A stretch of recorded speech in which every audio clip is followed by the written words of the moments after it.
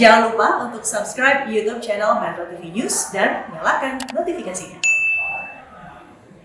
Sejumlah upaya dilakukan guna menghentikan invasi militer Rusia terhadap Ukraina. Tidak hanya Indonesia, berbagai negara pun turut menyatakan sikap terhadap perang ini. Voting dalam sidang darurat Dewan Keamanan PBB sepakat mendorong penghentian perang dibawa ke sidang Majelis Umum PBB. Menanggapi agresi militer Rusia terhadap Ukraina yang tidak kunjung menunjukkan tanda berhenti, Dewan Keamanan PBB sepakat mengadakan sidang darurat guna mendorong penghentian serangan tersebut ke sidang Majelis Umum setelah sebelumnya resolusi diveto oleh Rusia.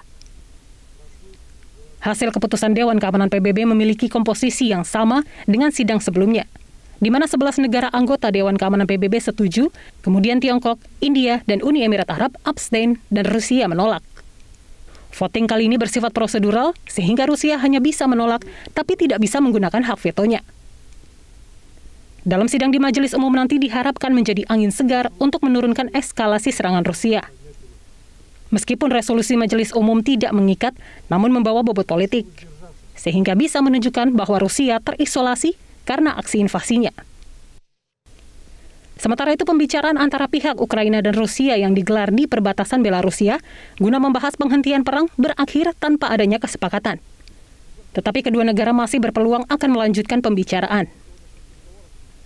Pendiri Foreign Policy Community of Indonesia, Dino Patijalal, menilai sikap pemerintah Indonesia terhadap invasi Rusia di Ukraina harus jelas dan tegas. Meski hubungan Indonesia dan Rusia baik, pemerintah harus berani menyatakan kebenaran. Indonesia harus mengambil sikap yang jelas dan tegas. Apa yang salah dikatakan salah, apa yang benar dikatakan benar. Rusia adalah sahabat Indonesia, mitra strategis Indonesia. Tidak ada masalah antara Indonesia dan Rusia. Angkatan udara kita juga banyak menggunakan pesawat tempur Rusia. Banyak turis Rusia yang datang ke Indonesia, dan Presiden Putin sendiri banyak penggemarnya di Indonesia karena dianggap sebagai pemimpin dunia yang kuat dan berwibawa. Namun terlepas dari semua hal ini, Indonesia harus berani mengatakan bahwa serangan militer Rusia ke Ukraina itu salah. Terkait konflik antara Rusia dan Ukraina ini, Presiden Jokowi berharap Rusia dan Ukraina dapat segera menghentikan ketegangan agar terwujud perdamaian dunia. Hal ini perlu dilakukan karena Jokowi menilai perang hanya akan menyengsarakan umat manusia dan berbahaya bagi keselamatan dunia. Tim Liputan Metro TV. Sikap pemerintah Indonesia dalam menanggapi perang antara Rusia dan Ukraina harus dilakukan dengan penuh pertimbangan, dan hal ini dilakukan guna menghadapi efek domino terhadap dampak konflik militer antara kedua negara tersebut kepada kondisi keamanan dan perekonomian di Indonesia. Lantas apa saja yang perlu diantisipasi pemerintah Indonesia terhadap dampak agresi militer ini? Kita akan membahas lebih lanjut bersama dengan pengamat politik internasional Arya Sandiyuda. Mas Arya, selamat pagi. Selamat pagi, Mas Marvin. Iya. Mas Arya, ini sejauh ini konflik terus bereskalasi. Bagaimana seharusnya sikap pemerintah Indonesia terhadap konflik ini, mengingat Indonesia memiliki kerjasama bilateral dengan kedua negara tersebut? Ya, Mas Marvin, saya kira posisi Indonesia itu selalu posisinya adalah independen strategi.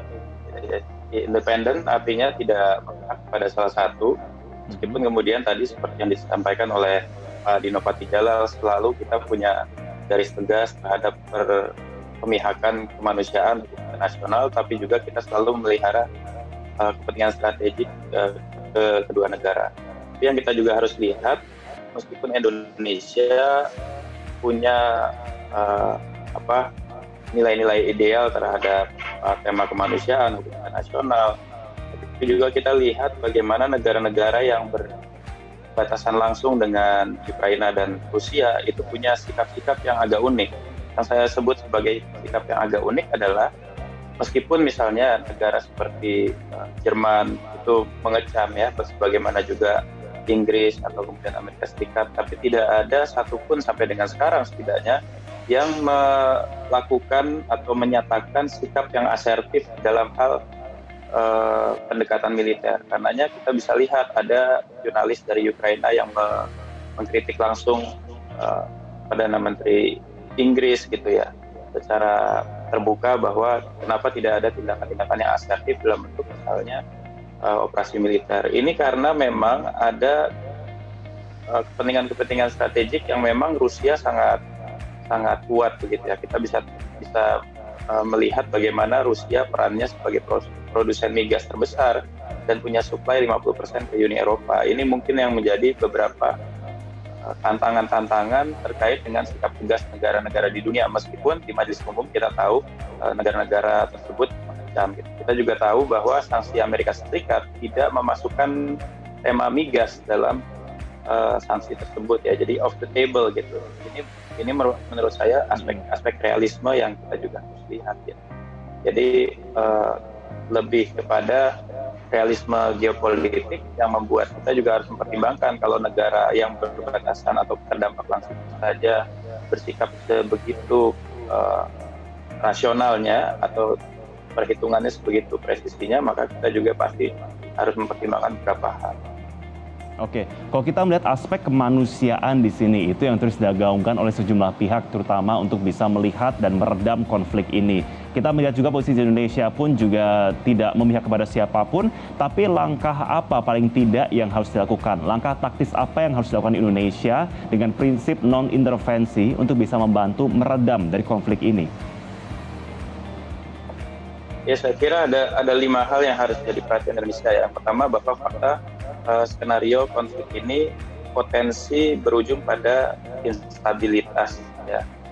Potensi instabilitas ini sebenarnya mengikat langsung 3 pihak. Yang pertama NATO, yang kedua adalah Ukraina, dan kemudian Rusia itu sendiri.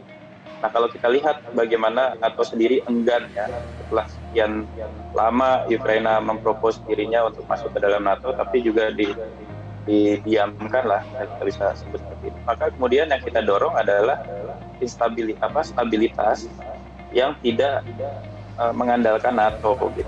Jadi kalau kita lihat stabilitas yang diharapkan oleh Ukraina di masa Zelensky sekarang adalah masuk NATO, kita harus memikirkan stabilitas dengan opsi tidak harus kemudian mengandalkan atau memberikan anjuran bahwa Ukraina tidak harus masuk ke dalam NATO, karena stabilitas yang seperti itu nyatanya tidak berujung kemana-mana. Yang kedua adalah sepertinya semua upaya diplomatik termasuk sanksi ekonomi itu berujung pada diplomatic stalemate atau kebuntuan diplomatik. Kita tidak melihat Rusia terlalu gentar gitu ya dengan sanksi-sanksi ekonomi dalam bentuk yang paling keras sekalipun, dan ini sudah terjadi sebenarnya. Maksud saya adalah sanksi-sanksi ekonomi ini sebenarnya sudah pernah diberikan ya kepada Rusia ketika konflik atau ketegangan Georgia-Rusia Agustus 2008, dan itu tidak membuat Rusia bergeming. Begitupun juga di Januari-Februari 2014 ketika Rusia, Ukraina juga bersitegang terkait dengan Crimea.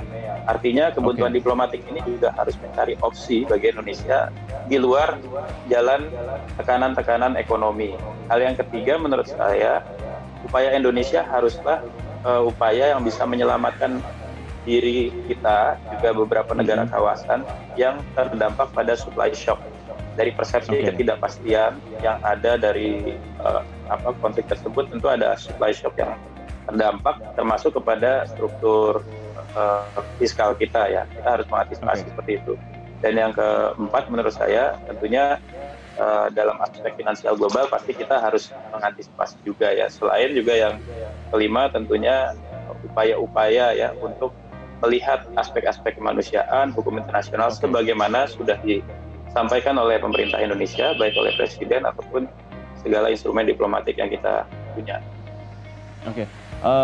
Mas Arya, kalau kita lihat sebenarnya dorongan dari pihak pemerintah ini sudah ada ya untuk bisa membantu, bahkan negara-negara pun bisa urge supaya konflik ini bisa diredam paling tidak sedikit, di mana konstitusi pun memandatkan agar Indonesia ikut menjaga perdamaian dunia. Nah, kita akan coba simak pernyataan dari Menteri Luar Negeri Retno Marsudi yang meminta setiap negara wajib memegang prinsip penghormatan integritas wilayah dan kedaulatan berikut ini. Kita simak. Politik luar negeri Indonesia selalu konsisten pada saat sampai pada penerapan hukum internasional dan piagam PBB, termasuk masalah penghormatan integritas wilayah dan penghormatan terhadap kedaulatan. Prinsip ini harus dihormati oleh semua negara. Prinsip ini dijunjung tinggi oleh Indonesia. Saat ini, selain menekankan prinsip tersebut, hal utama yang harus menjadi perhatian kita semua adalah deeskalasi dan masalah kemanusiaan. Deeskalasi harus dilakukan. Sekali lagi, ini sejalan dengan apa yang tertera di dalam konstitusi kita untuk perdamaian. Kita berharap pembicaraan antara Ukraina dan Rusia dapat membuahkan hasil yang baik. Selain itu, saving human life menjadi prioritas. Safe passage menjadi kebutuhan utama dan harus dijamin. Rekan-rekan, prinsip inilah yang ditekankan Indonesia di berbagai forum, baik di New York maupun di Jenewa. Oke, kita lanjutkan kembali. Mas Arya, tadi sudah ada pernyataan dari Menlu ya, memang mendorong agar memang dialog ini meskipun juga situasi meskipun masih sangat sulit, tapi diharapkan memang bisa membuahkan hasil. Tapi kita akan coba berbicara mengenai efek domino. Jikalau kemudian pembicaraan tidak berhasil, adakah efek domino yang patut diwaspadai oleh Indonesia jika konflik ini tidak kunjung usai? Ya, yang pertama saya izin mengomentari untuk bagaimana melihat perspektif masing-masing negara dalam konflik ini ya, yang tentunya berujung pada cita-cita ideal perdamaian dan deeskalasi seperti disampaikan Bu Menlu. Yang pertama adalah dari sisi Rusia, mereka punya sense of insecurity terhadap upaya Ukraina masuk ke dalam NATO. Nah, ini yang sebenarnya juga tadi sudah saya sebut. Sementara di sisi lain, NATO sekarang sejak 2014 sampai 2019, sebagaimana 2010 ke 2014, memang kecenderungannya untuk masuk ke NATO itu sangat kuat. Nah, inilah yang sebenarnya menurut saya menjadi concern kita, bagaimana ada sense of insecurity dari Rusia terhadap upaya Ukraina masuk ke NATO itu diperhatikan.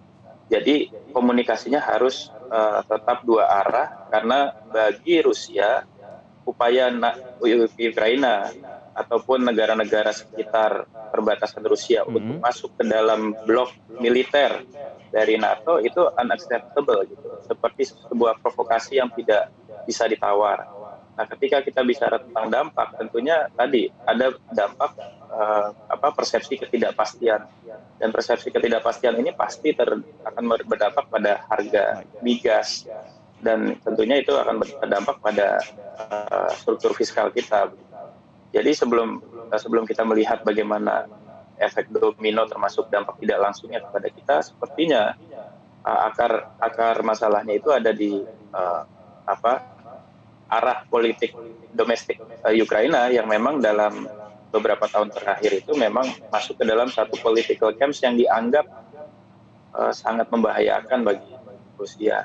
Ya, sementara kalau kita lihat tentunya upaya-upaya untuk menghindari ya perang terbuka seperti itu satu hal yang terus kita upayakan, karena secara kekuatan militer pasti Ukraina sebenarnya asimetrik. Bahkan ada yang sudah bilang sebenarnya proses sekarang ini tinggal menunggu waktu bagaimana Rusia misalnya melancarkan segala operasi militernya. Nah, inilah yang sebenarnya menjadi tantangan-tantangan ya bagi kita yang menginginkan kedaulatan atau integritas Ukraina diberikan gitu sebagaimana prinsip-prinsip yang tadi Ibu Menlu sampaikan.